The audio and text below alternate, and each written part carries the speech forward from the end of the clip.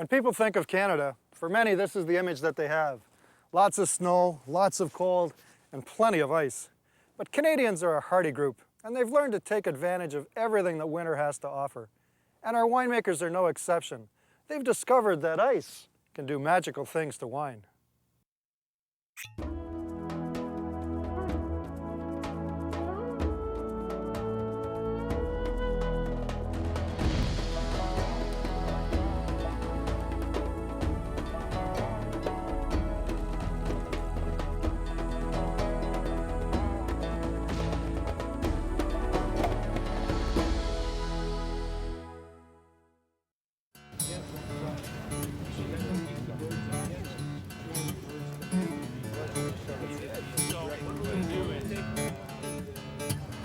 It's mid-January and the Icewine harvest is about to get underway here at Enniskillen in Niagara.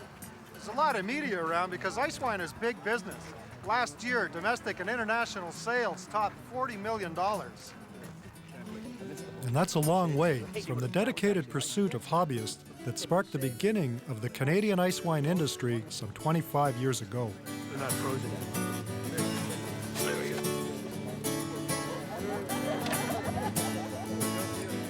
The origin, or rather the discovery of Icewine, came about as the result of an early frost in the northern Germanic region of Franconia over 200 years ago.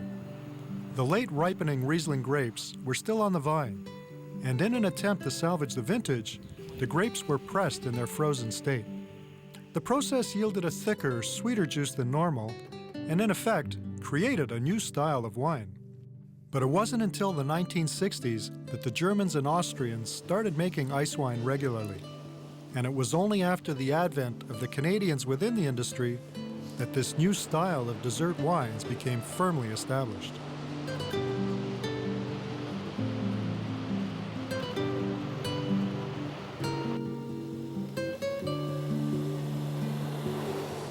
Today, Canada and Icewine are synonymous in the world market. And here in Ontario, within the three appellations, Lake Erie North Shore, Pelee Island, and of course Niagara, more Icewine is made than anywhere else in the world. And we're better to learn what makes Canadian Icewine so unique.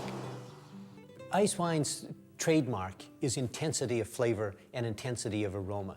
When you go to smell a glass of wine, if it's Icewine, those aromas come out of the glass to meet you. You don't have to go to it.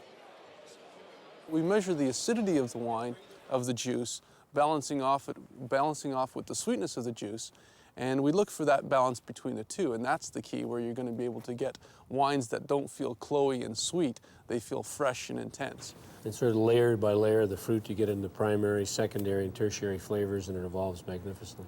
And the great secret to Icewine, sweet in the front with tremendous sugar, and then a great acidity in the back, which cleanses your palate. When the grape flavors get concentrated, the acid in the grape is also concentrated, and that acidity is what gives a cleansing quality as you swallow, and that refreshes, and it means that your mouth feels good, tastes good.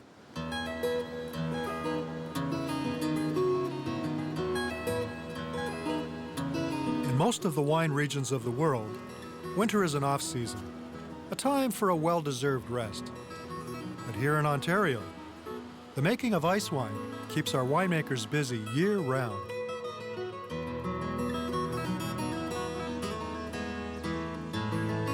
The vines generally bud in April, with the fruit appearing sometime in July.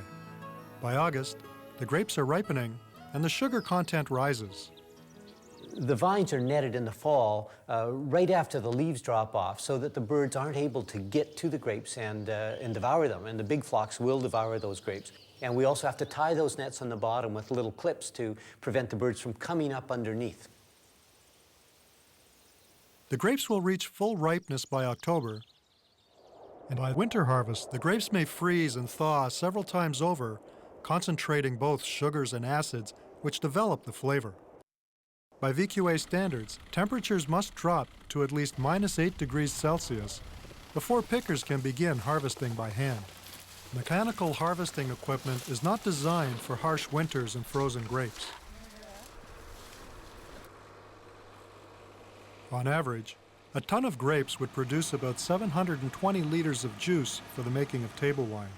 With a winter harvest, though, that yield is reduced to approximately 120 liters, or about 1/6 of the original juice. The original elements remain, but are concentrated to render an intensity of flavor and aroma that characterizes fine ice wine.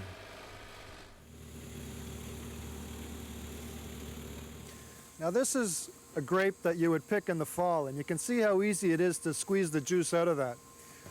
And here's an ice wine grape, and look at that. There's very little juice coming out of that. With the harvest complete, don't expect things to get any warmer. The grapes are pressed outdoors, or with the winery's doors wide open. It's important to maintain the temperature so that the frozen water content stays separated from the juice.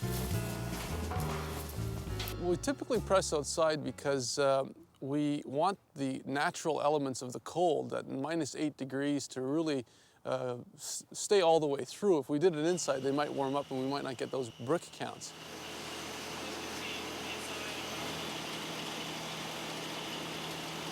The warmer it gets, the lower the sugar or bricks count goes. In these frigid conditions, the grapes spill a highly concentrated juice, which is thick, rich, and syrupy. Once sediment is cleared, a yeast culture is added to the juice and fermentation begins.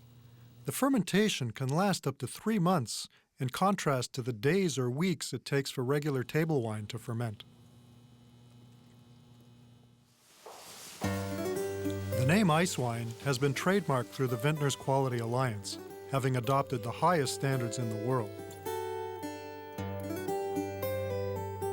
This is to differentiate true ice wine from a variety of simulated versions which generally exist through a cryo-extraction process.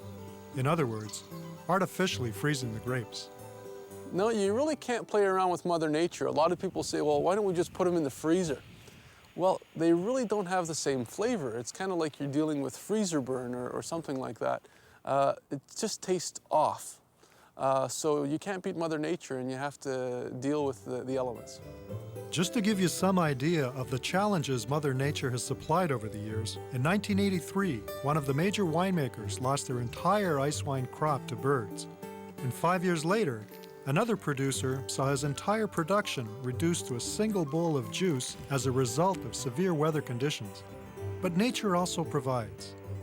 The Ontario terroir has been particularly bountiful in providing the innovators with many new directions to explore their art.